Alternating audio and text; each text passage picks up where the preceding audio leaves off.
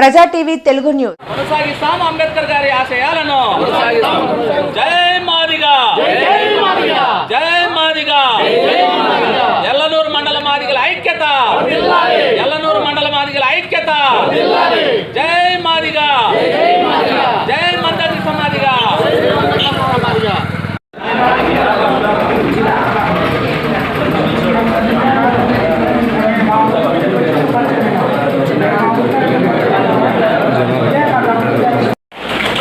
అలాగే మరి మహిళా సంఘ విభాగం అక్క స్వతంత్ర కుమార్ గారిని కూడా వేదిక అలంకరించడం కోరుతున్నాం.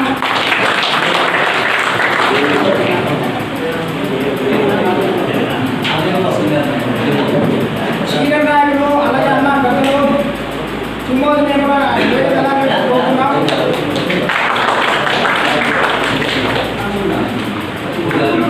అలాగే మా ప్రజలు ముఖ్యంగా నరసింహన్న గారు మాదిగ గారు కూడా వేదిక అలంకరించడం కోరుతున్నాం. అలాగే బాలరాజు అన్న మాదిగ వేదిక అలంకరించడం కోరుతున్నాం.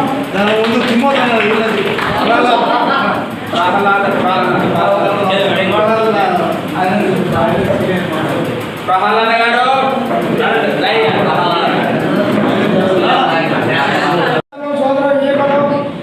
ఈ ఎల్లనూరు మండలానికి ఎంత ఉత్సాహంగా ఇది ఉల్లాసంగా వచ్చినందుకు మీ అందరికీ కూడా కృతజ్ఞ భావం చెబుతూ ఈరోజు మందకృష్ణ మాది గారి ఆదేశాలు మనం ప్రతి ఒక్కరు పాటించిన ఆలోచన మీద మీరు వచ్చినందుకు మేము కృతజ్ఞ భావం చెబుతూ మీ అందరికీ ఘనస్వాగతం చెబుతూ ఈ సభని ప్రారంభం చేయాల్సిందిగా అన్న సీనియర్ నాయకులు పీకే గంగరాజన్న గారి సభను ప్రారంభించాల్సిందిగా కోరుతున్నాం.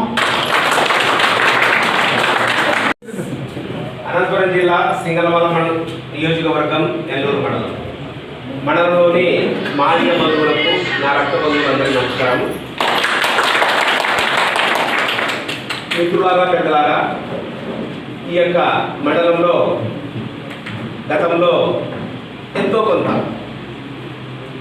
పుల్లన్న, బాలనరసింహులు, తిమోతి, ప్రహ్లాద, ఇంకా రానోళ్ళు వచ్చిన వాళ్ళు పాత వాళ్ళందరూ నాకు పరిచయమే.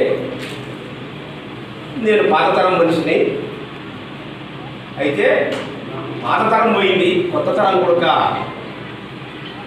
మరి ఎంఆర్పీసీలో పనిచేయాలి, కొత్త తరాన్ని తేవాలి, యూత్ని తేవాలి, వినాయకత్వాన్ని ప్రోత్సహించాలి. వినాయకత్వం ద్వారా ఎస్సీ వర్గీకరణ, ఎస్సీలకు జరుగుతున్నటువంటి అన్యాయం కావచ్చు, ఎస్సీలకు రావాల్సినటువంటి నిధులు కావచ్చు, ఉద్యోగాలు కావచ్చు, చదువులు కావచ్చు, ఇవన్నీ పోరాటం చేస్తున్న మందకృష్ణ గారికి మద్దతుగా ఎల్లూరు మండలం కమిటీ ఉండాలని చెప్పి ఈరోజు చాలా రోజుల తర్వాత ఈ కమిటీ జరుగుతూ ఉంది.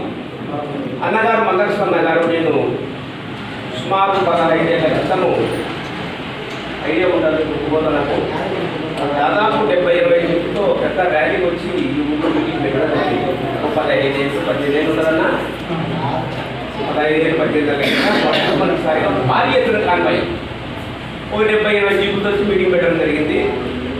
మరి తర్వాత బాలనరసింహులు శ్రీవరం వాళ్ళ ఆధ్వర్యంలో అంబేద్కర్ ఆయనతో పాటు ఆయన కమిటీ అండి మందకృష్ణ గారు కూడా అంబేద్కర్ ఆవిష్కరించి ఘనంగా చేయడం జరిగింది.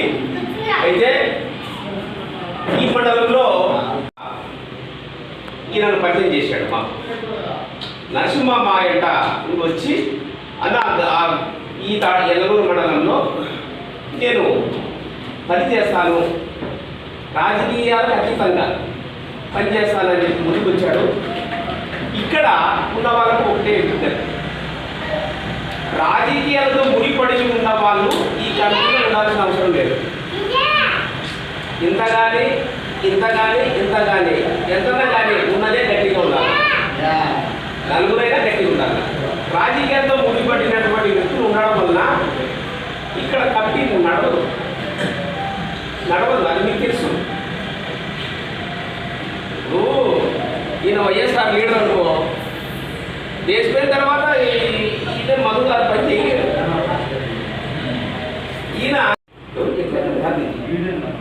నువ్వు అందరి దగ్గర పోయి పని చేయించుకో, తెలుగుదేశంతో చేయించుకో, కాంగ్రెస్తో చేయించుకో, వైఎస్ఆర్తో చేయించుకో, జనసేనలతో చేయించుకో, ఎవరు వ్యతిరేకం కాదు. అయితే మనకు ఎవరైతే మేలు చేస్తారో వాళ్ళకి అండగా నిలబడతాం. అయ్యా నాకు ఆకలి నువ్వు పెట్టంటే నేను ఆ తర్వాత మిగతా చెప్పుకొని కాయలు కూడా చెప్పుకొస్తారు. లేకుంటే మతలక్ష్మి చెట్టు జరిగి నాలుగు అనుకోని నాలుగు కూడా ఇది అంటారు. అట్లాంటి వాళ్ళందరూ కూడా నిలబడలేరు, ఉండలేరు. మరి సపరేట్ అనేటువంటి ఉండలేడు, నిలబడలేడు. ఒకటే మీకు చెప్పడం, మాదిగ జాతి మేలు కోసము, మాదిగ జాతి అభివృద్ధి కోసము, మాదిగ పిల్లల అభివృద్ధి కోసం కోరుకున్న వారికి మీరు ఉండండి. ఎందుకంటే మేము కూడా పోతున్నాము, కమిటీ వేసేస్తున్నాము, నిలబడడంలే. అందుకే ఈ మాట చెప్పాల్సి వచ్చింది. ఏమని గారండి